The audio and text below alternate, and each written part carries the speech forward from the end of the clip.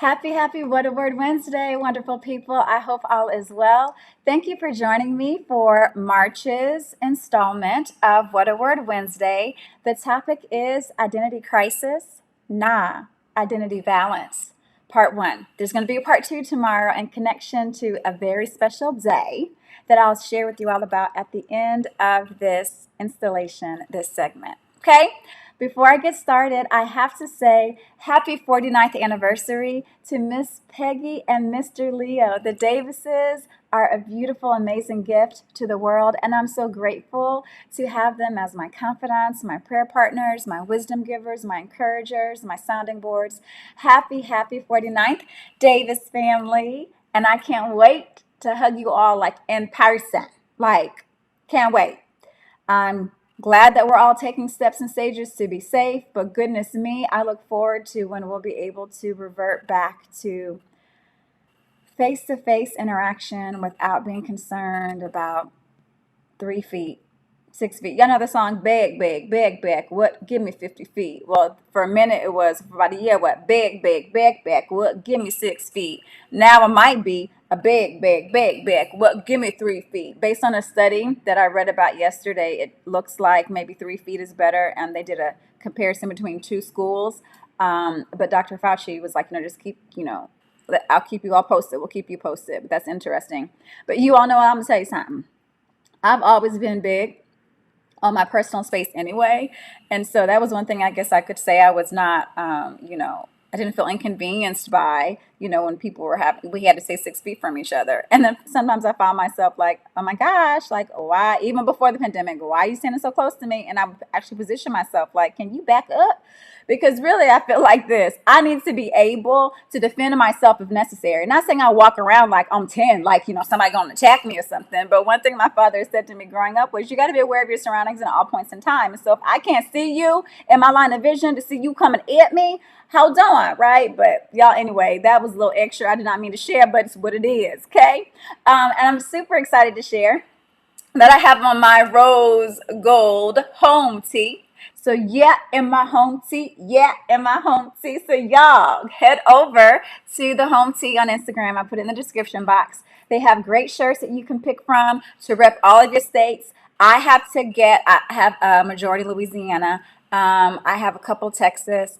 And I'm going to get a California one, a couple for California, because I was born in the San Francisco, California. Hey, so I got to rep it. And what's interesting? I remember when I went to college, people asked me, like, where are you from? And I was like, oh, my family, we live in Bossier City. And they were like, you seem like you're from California. Listen, I take that as a compliment. Okay. And then my best friend is from Los Angeles. Yes, I have to shout out my Kelly Jennifer Jackson right quick. Sorry, best friend, I said your middle name. Hope it's okay. But California knows how to party. Hey, say California knows how to party. Why am I singing that? And then I messed up that tune, but that's all right though.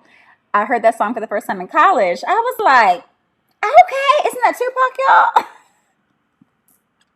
Lived a sheltered life in the sense that my mom listened to the music that I listened to, she had to approve it. So I didn't really hear a lot of music until college. And then when I heard it, I was like, all right, man. But y'all, let me get started with this What a Word Wednesday. Skill me. So here we go. We're going to talk about identity. And so for the sake of sharing the definitions with you, I'm going to look at my notes a little bit and connect in the space with you, okay? And so identity is a noun. That means the fact of being who or what a person or thing is.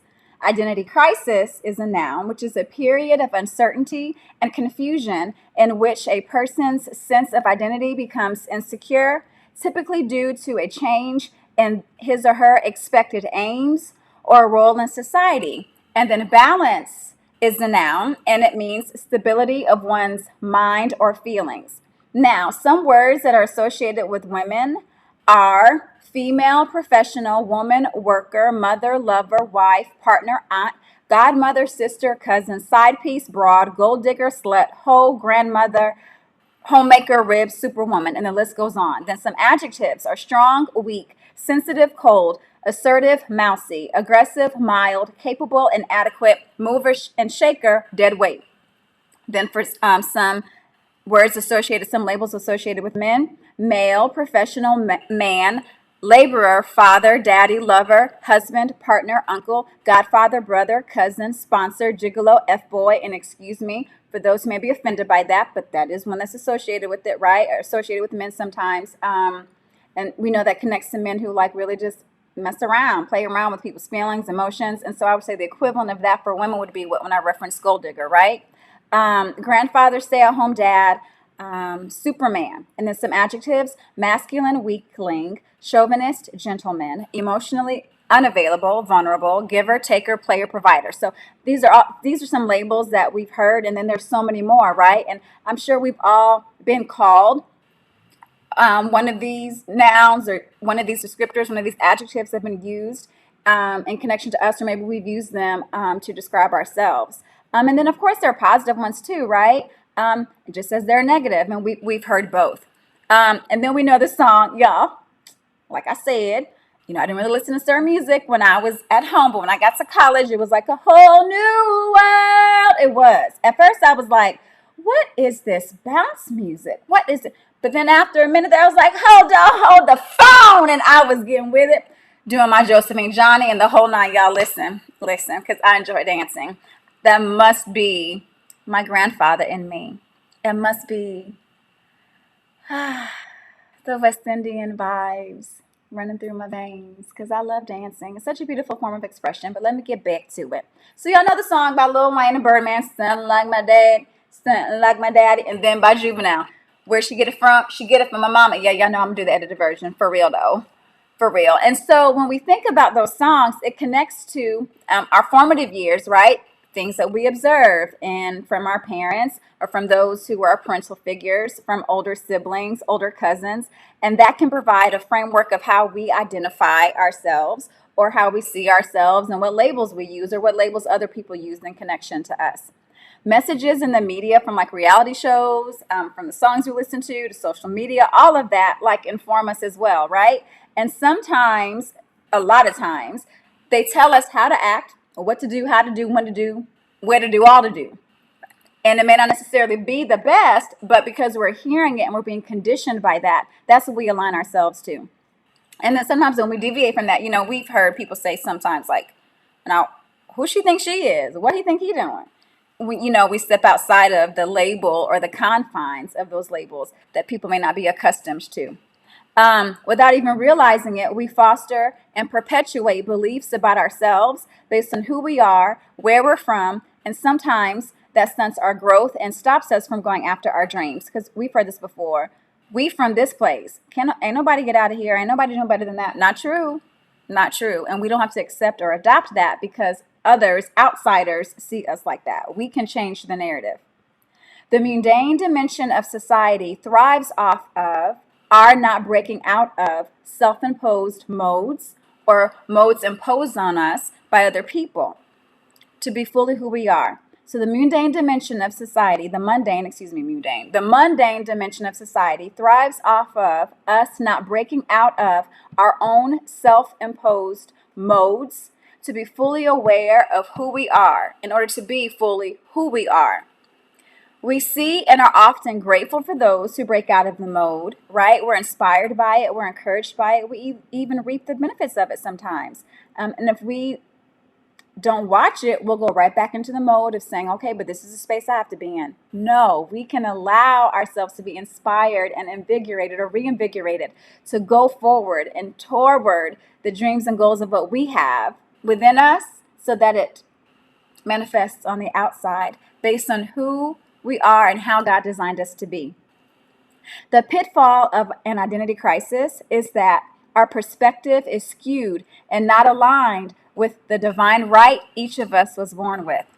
Being fearfully and wonderfully made is not just like a concept of saying, okay, you're mediocre. No, each of us are fearfully and wonderfully made, which connects to how special and vital and necessary and needed we are. Each human being, there are billions of people in the world, right?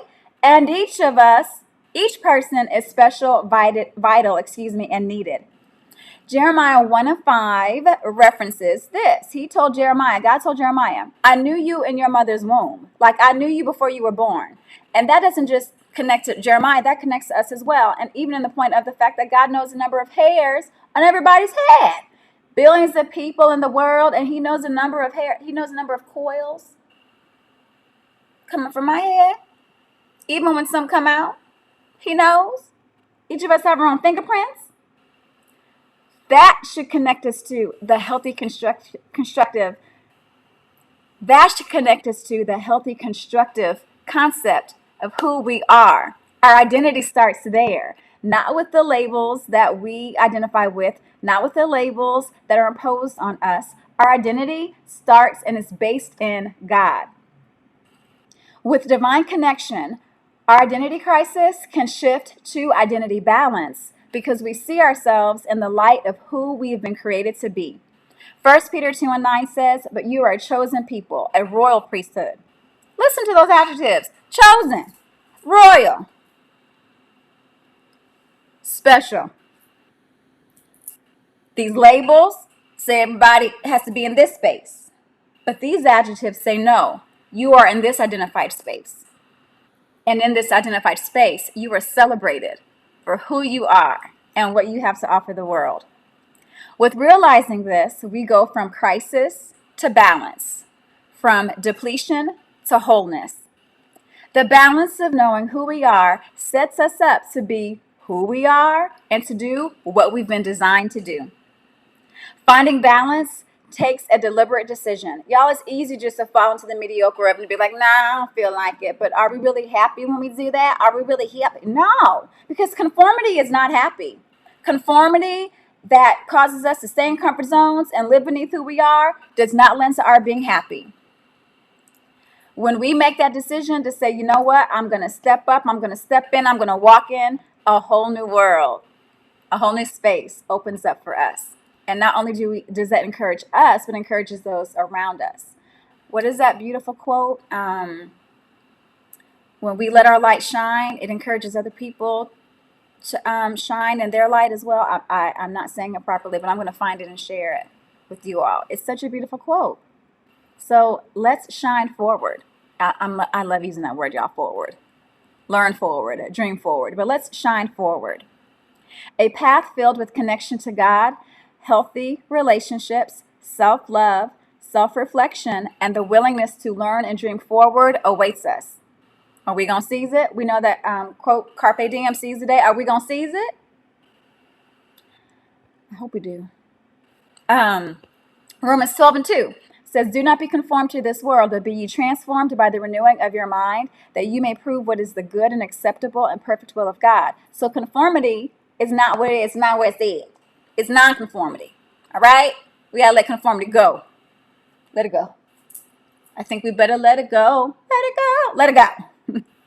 Let's reach for identity balance because labels do not define who we are. And so please tune in tomorrow. I'm going to upload a special vlog because I'm celebrating a special day with my line sisters. We are celebrating our 20th Deltaversary. And so I'm going to connect that to part 2 of Identity Crisis, Identity Balance. Y'all make sure you tune in to my podcast next Wednesday, My Millennial 29 Cents. I'm going to be talking about high-value men and high-value women. That's been an ongoing conversation, and I look forward to sharing my thoughts and hearing yours. Y'all take care.